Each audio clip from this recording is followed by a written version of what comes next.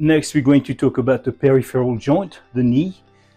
A lot of people go skiing, running, kayaking, whatever, they have incidents, they damage their knee. So same process. We have to make sure that we're dealing with the medical questions, asking the patients how things happen.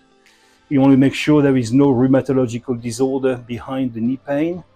And then we're going to examine the knee, which is pretty conventional. In flexion, in extension, we're going to check the kneecap, the patella. We're going to check the lateral and medial motion. We're going to check the major ligaments, the ACL and PCL, like this. And we're going to check the menisci, the little fibrocartilages in the knee.